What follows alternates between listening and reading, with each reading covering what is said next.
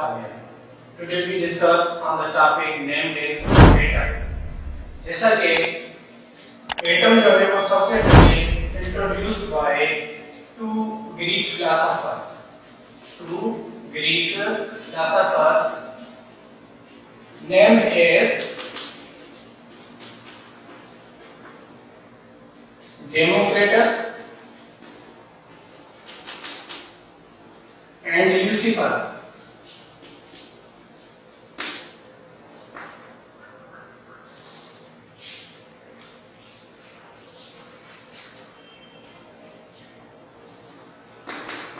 And Eusebius in the 5th century BC.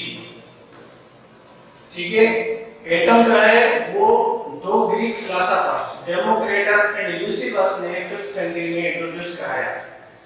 Atom की जो लफ्जी माना होती है, एटम को दो हिस्सों में तकसीम किया गया, ए प्लस टोन। ए मतलब लार्ज एंड टो मींस कटेबल।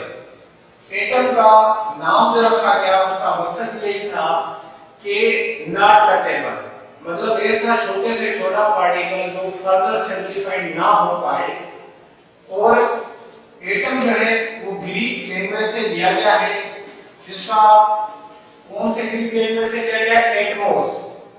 और कुछ बुक्स में लिखा हुआ है कि लैटिन लैंग्वेज से लिया गया है, वो भी वर्ड कौन सा है? एटमोस। दोनों में प्रोनाउंसिएशन चेंज है, लेकिन मीनिंग दोनों की सेम है, अनकटेबल, इनडिविजिबल। अब इस मीनिंग से, इन कॉन्सेप्ट से ये हमें पता चलता है कि atom is so smallest, atom is so smallest that it can not simplify, मतलब एटम इतना छोटा है कि उसको हम सिंपलीफाई नहीं कर सकते। हमारे इर्द गिर्द दुनिया में जितनी भी चीजें हैं वो कितने एटम्स की बनी हुई है? Millions of atom, millions of atoms. हमारे इर्द गिर्द जितनी भी चीजें हैं वो मिलियंस ऑफ एटम्स की बनी हुई है। And it is too small, it is too small to be seen by naked eye. ये इतने तो छोटे होते हैं कि ये खुली आंख से हम देख नहीं सकते। अब हम बात करते हैं इनके ऑर्डर की। Diameter, diameter of atom is 10 to the power -10 metre. Atom का जो डायमीटर है उसकी तकरीबन रेंज कितनी है? 10 to the power -10। और हम ये भी कह सकते हैं कि diameter of nucleus, diameter of nucleus is 10 to the power -17 to 10 to the power -15। और अगर मास ऑफ एटम की बात की जाए तो mass of atom is 10 to the power -27 to 10 to the power -25 kg। अब इन इंस्ट्रूमेंट से हमें ये पता चल रहा है कि एटम कितना छोटा और बारीक सा है। तो ओल्ड डेफिनेशन जो हम पढ़ते थे वो ये थी,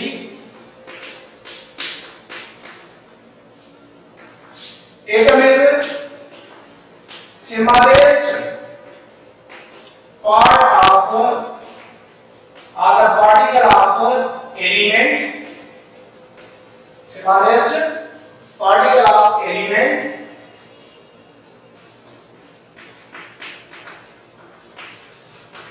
which cannot be simplified। मतलब एटम इतना छोटा है वो फर्दर इसको आप सिंपलीफाई नहीं कर सकते। लेकिन नाउअडेज जो न्यू डेफिनेशन पढ़ते हैं एटम की वो ये है, न्यू डेफिनेशन ऑफ एटम ये है कि it is complex organization, complex organization of matter and energy, complex organization of matter. तो इस इस डेफिनेशन से ये क्लियर हुआ कि ऑर्गेनाइजेशन, आपको पता है कि ऑर्गेनाइजेशन में बहुत सारे लोग काम करते हैं और कॉम्प्लेक्स आप उसको कहते हैं जिसमें ज्यादा तादाद हो किसी भी चीज की। अगर कोई अपार्टमेंट है तो उसको क्या कॉम्प्लेक्स कहते हैं जिसमें ज्यादा रूम्स बने हुए हैं। कोई मेडिकल कॉम्प्लेक्स है जहां पर बहुत सारे पेशेंट्स हो, डॉक्टर्स हो, मतलब बहुत सारा स्टाफ हो। तो इसी तरह जो एटम की न्यू डेफिनेशन है वो ये है कि it is a complex organization of matter. तो यहां से ये क्लियर हो गया कि यहां पर नेचुरल चीजें हैं, बहुत सारी चीजें हैं, लेकिन यहां पर 3 फंडामेंटल पार्टिकल्स का हम जिक्र करते हैं कि एटम में 3 फंडामेंटल पार्टिकल्स हैं और उनके नाम क्या है? इलेक्ट्रॉन्स,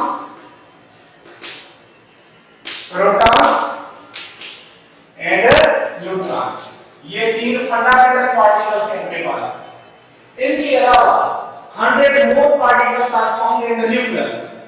इन तीनों के अलावा 100 more particles found in the nucleus, like as neutrino, antineutrino, mesons, hyprons,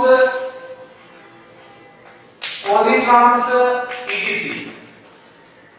अब यहां पर ये क्लियर हो गया कि ये बिल्कुल कॉम्प्लेक्स से ऑर्गेनाइजेशन है क्योंकि इसके अंदर छोटे-छोटे बहुत सारे पार्टिकल्स हैं, तकरीबन 100 पार्टिकल्स मौजूद हैं जिनमें 3 फंडामेंटल पार्टिकल्स हैं।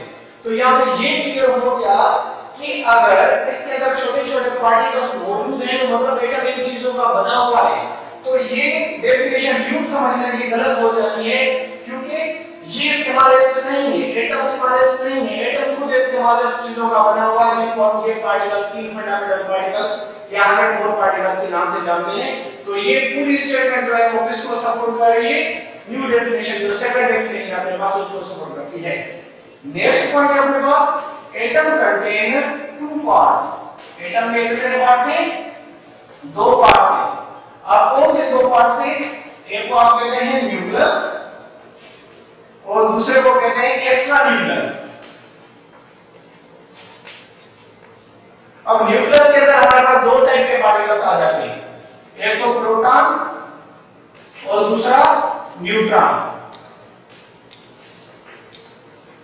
जबकि एक्स्ट्रा न्यूक्लियस में क्या होते हैं? शेल्स, जहां पर या इसको आप एनर्जी लेवल भी कह सकते हैं, शेल्स ऑफ एनर्जी लेवल्स, जहां पर कौन से पार्टिकल्स होते हैं? इलेक्ट्रॉन। ठीक है, मतलब एटम के एक पार्ट में प्रोटॉन और न्यूट्रॉन होते हैं जबकि एटम के दूसरे पार्ट में क्या होते हैं?